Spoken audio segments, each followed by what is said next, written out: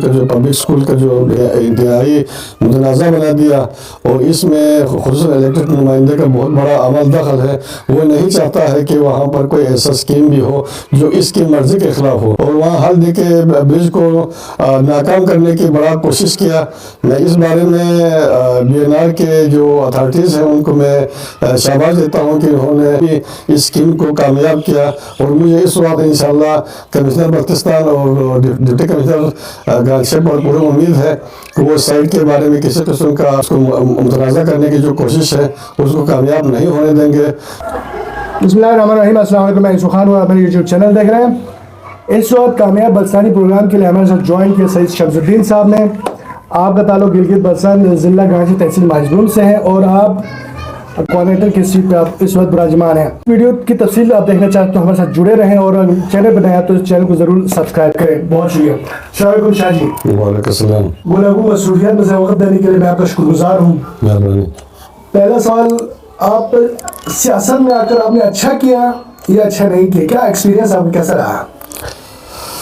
سیاست میں اگر اچھا کیا، لیکن مجھے افسوس یہ ہے کہ میں بہت دیر کیا سیاست میں آنے کے لیے۔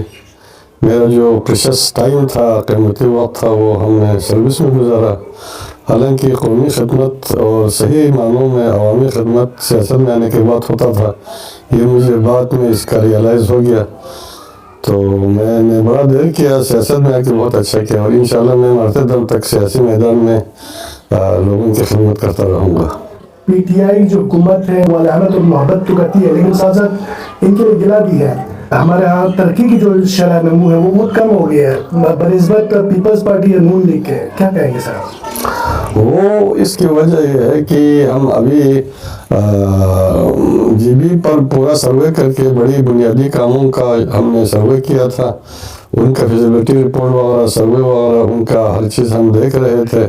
اچھا خاصا فنڈ ریلیز بھی ہو کیا تھا۔ سب سے بڑا کام جو ہماری گورنمنٹ نے کیا کہ ہم نے جو اکاؤنٹنگ کا جو اختیارات تھے وہ پورا جی بی کے پاس آئے تھے۔ اس سے پہلے ہمارا کھانا ڈویژن کے پاس ہوتا تھا، پھر وہاں کشمیر افیئر سے گزر کے آتے تھے، لیکن ہمیں جو پرنسپل اکاؤنٹ ہے وہ ہمارے پاس لائے تھے۔ ہم نے بڑا اچھا اقدام اٹھایا تھا، لیکن اس پر کام شروع کرنے سے پہلے گورنمنٹ کی رجیم چینج ہو گیا، جس وجہ سے وفاقات ہمارے ساتھ توجہ کی کمی نہیں بلکہ مخاصمانہ ان کا انداز ہوا، اور ہمارے فنڈ بھی روک لیا، اور ساتھ ہی ساتھ ہمارے جو جتنے بھی پالیسیز ہیں ان پر انہوں نے مداخلت کیا، اور ہمیں صحیح طرح کھلے بندوں ہاتھ کام کرنے نہیں دیا۔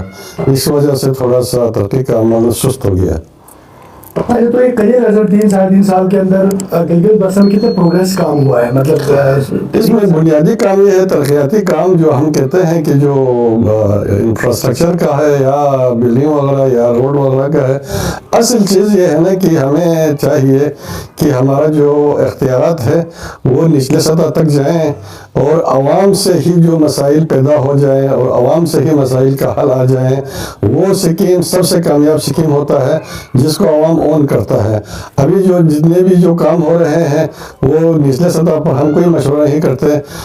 جو الیکٹڈ نمائندے ہیں وہ اپنی طرف سے اپنے کچھ لوگوں کو فائدہ پہنچانے کے لیے اسکیمیں رکھ لیتے ہیں جس کا عوام اون نہیں کرتا، اور بلکہ عوام یہاں تک بھی کہتے ہیں کہ یہ سرکار کا پیسہ ہے، جن کی مرضی ہے، جو کھانا چاہے کھائیں، جو خرچ کرنا چاہے خرچ کریں۔ تو اس طرح جو ہے نا عوام میں جو ہے نا اس کی مقبولیت اسکیموں کی کم ہو جاتی ہے۔ تو اس کے لیے ہمیں چاہیے کہ ہم بلدیاتی انتخابات کی طرف جائیں، عوام میں ہم لوگوں کو آگے لائیں، ان سے مشورے کر لیں، اور ہر اسکیم، ہر پروجیکٹ کسی بھی گاؤں کا یا علاقے کا ہو، وہاں کے سرکردوں کا، وہاں کے عوام سے پوچھ کر ان کی ضرورت کے تحت ہم رکھ لیں، تو یہ ایک مستقل اور ہمیشہ کے لیے درپا ایک منصوبہ بن جائے گا۔ اچھا، تو بہت سارے لوگوں کا یہ خیال تھا کہ آپ چونکہ اپنا بیک گراؤنڈ ایجوکیشن سے ہیں، تو ہمارے جو ہائی اسکول تھگس میں جو ٹیچر کی کمی کا پرابلم ہے، یا اس کو کالج کی طرف دیکھو، اس کی طرح آپ زیادہ رہتے ہیں، آپ کتنے عرصے سے یہ ہائی اسکول لوئر ابھی بھی میرے خیال میں لوئر ہائی اسکول ہی ہے. جی بالکل. اس کو مطلب کم سے کم انٹر کالج تک کے لیے مطلب کوئی آپ نے کوشش کی ہے؟ یوسف بھائی اصل بات یہ ہے کہ میں مطلب میرا اس میں اتنا بڑا رول نہیں ہے کیونکہ جو الیکٹڈ نمائندے ہیں بجٹ وغیرہ تمام مشورے ان کے اس میں ہوتا ہے. کوآرڈینیٹر کے کچھ محدود تو اختیارات ہیں. آپ اپنے ڈومین کے اندر رہ کے کام کر سکتے ہیں. اتنا بڑا کام تو ہم نہیں کر سکتے. ہم کسی ڈیولوٹی کا ممبر بھی نہیں ہے, کسی کیبنٹ کا حصہ بھی نہیں ہے, اور نہ ہم سے کوئی چیز میں مشورہ لیا جاتا ہے, نہ سائٹنگ بورڈ کا میں ممبر ہوں. تو حالیہ جو ہائی اسکول کا جو ماڈل اسکول کا جو پبلک اسکول کا جو انتہائی متنازع بنا دیا, اور اس میں خصوصاً الیکٹڈ نمائندے کا بہت بڑا عمل دخل ہے. وہ نہیں چاہتا ہے کہ وہاں پر کوئی ایسا اسکیم بھی ہو جو اس کی مرضی کے خلاف ہو. یقیناً یہ پبلک اسکول اینڈ کالج تھاگس مشغول جو ہے نا, وہ اس کی مرضی کے تحت نہیں تھا, اور اس نے اس کو بھی رفت ڈالا اور وہاں حل دے کے برج کو ناکام کرنے کی بڑا کوشش کیا. میں اس بارے میں بی این آر کے جو اتھارٹیز ہیں ان کو میں شاباش دیتا ہوں کہ انہوں نے اس کی پسند کے نہ ہونے کے باوجود بھی اس اسکیم کو کامیاب کیا. اور مجھے اس وقت انشاءاللہ کمشنر بلتستان اور ڈپٹی کمشنر گالشپ پر پوری امید ہے کہ وہ سائٹ کے بارے میں کسی قسم کا جو متنازع کرنے کی جو کوشش ہے اس کو کامیاب نہیں ہونے دیں گے. سنو میں, تھاگس میں, گلشن کبیر میں, جہاں بھی بنائے میری طرف سے میں کھلی اجازت ہوں. لیکن میرا ایک پلیئر ہے کہ ایسے جگہ پر نہ بنائیں جہاں پر لوگوں کا جھگڑا ہوتا ہے. یار ایک جگہ پر جھگڑا ہے, اسی کو ہم بار بار اس کو دکھانے کا مطلب یہ ہے کہ اس اسکیم کو فیل کرنے کی کوشش ہے. ورنہ دنیا کا جگہ ہے, تھاگس میں جگہ ہے, سنو میں جگہ ہے, گلشن کبیر میں جگہ ہے. کسی ایسے جگہ پر بنا لیا جہاں پر کسی کا کوئی اعتراض نہیں ہے. تو اس طرح ہماری اسکیموں کو متنازع بنا رہا ہے, اور جو اسکیمیں رکھے گئے ہیں ان کو ڈیڈ اسکیم بنا رہا ہے.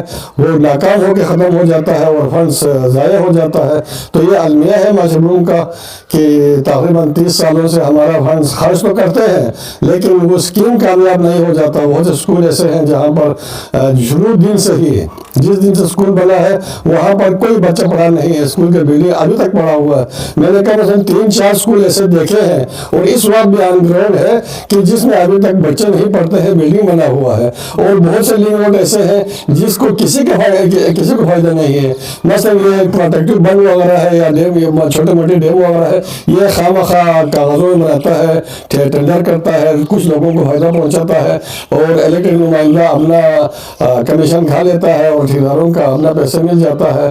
تو محکمہ اور مافیاز کے درمیان بندربان کر لیتا ہے, اور عوام کا اس کو کوئی فائدہ نہیں پہنچتا. یہ جو کوآرڈینیٹر جو سی ایم ہے اس کی بیسک اس کی رسپانسبلٹیز کیا ہے؟ اس کی رسپانسبلٹیز یہ ہے کہ مجھے کوآرڈینیٹر ٹو سی ایم کے ساتھ ساتھ مجھے 3 پورٹفولیو بھی دیے تھے. وومن ڈیولپمنٹ کر دیا تھا, ہیومن رائٹس کر دیا تھا, اور چائلڈ پروٹیکشن کر دیا تھا. اس کے بہت بڑے ڈومین تھے اور بہت بڑا فائدے تھے.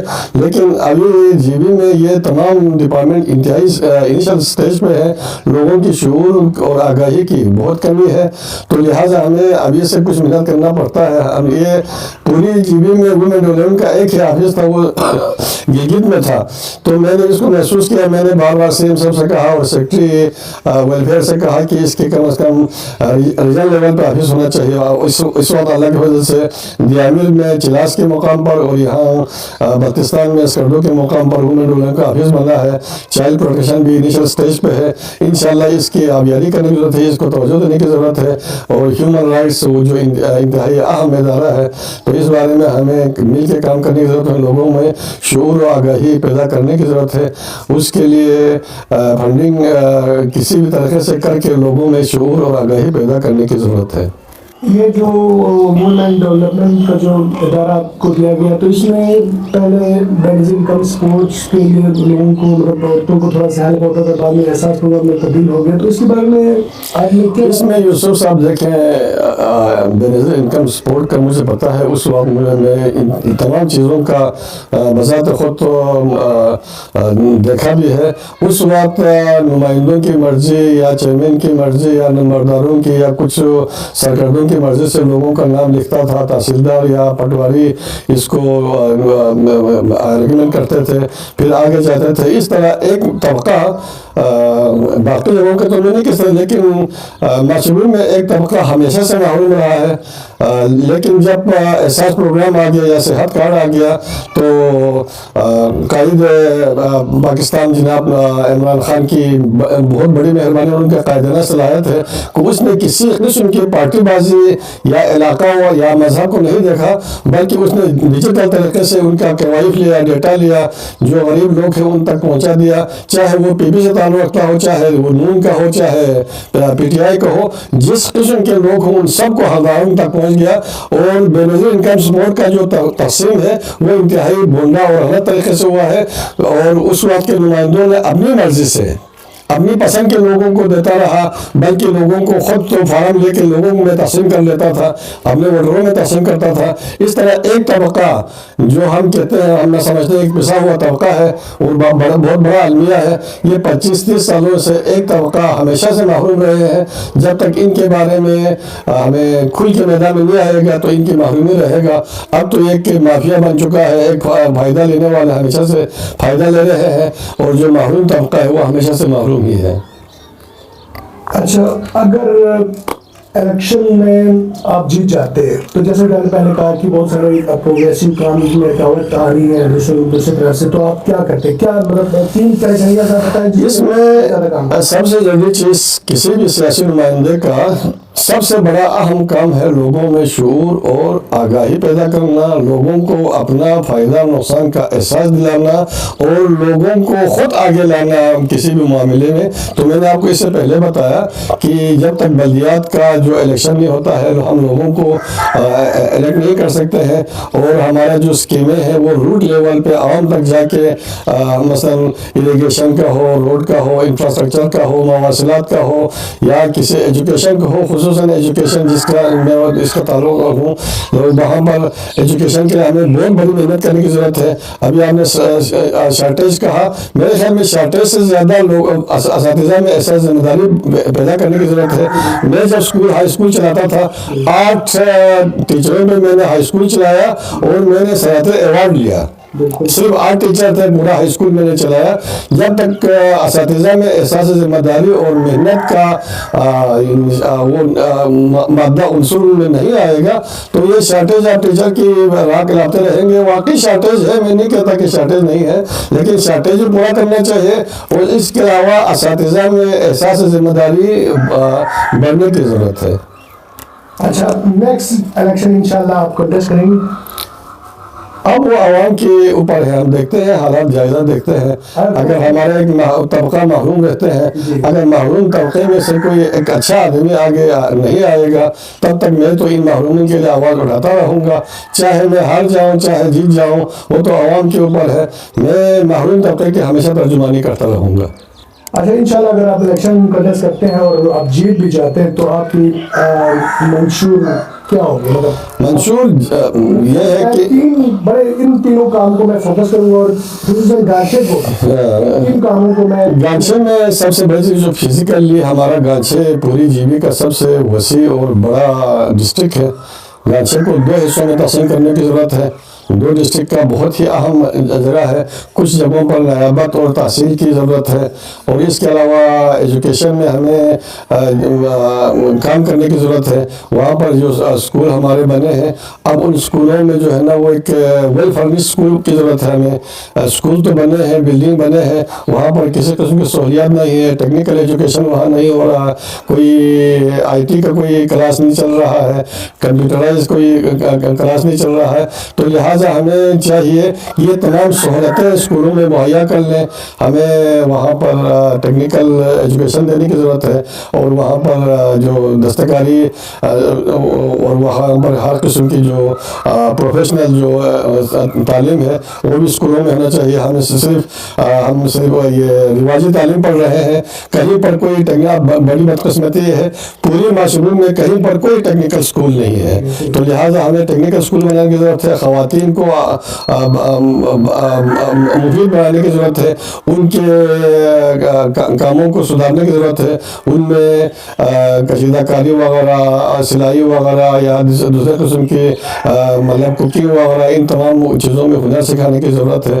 جب تک ہمارے پڑھے لکھے لوگ جو میٹرک پاس کرتے ہیں یا ایف ایس سی پاس کر لیتے ہیں، ان کو جب تک کوئی ہنر نہیں سیکھے گا تو صرف پڑھائی یا ایف اے بی اے سے کچھ نہیں ہوتا جب تک وہ ٹیکنیکل کاموں میں نہیں آئے گا۔ تو لہٰذا میرا بس بڑا کوشش یہ ہے کہ خواتین کے لیے بھی اور مردوں کے لیے بھی ٹیکنیکل اسکول جگہ جگہ پر کھولیں، لوگ کو میٹرک ایف اے کے بعد وہ ٹیکنیکل ایجوکیشن پڑھیں اور اپنا مستقبل کے لیے جو ہے نا کسی ادارے پر یا گورنمنٹ پر انحصار کرنے کے بجائے وہ لوگوں کو وہ اپنے ہاتھ کی کمائی سے وہ کام سیکھیں، لوگوں کی خدمت کریں اور اپنا کمائی کر لیں۔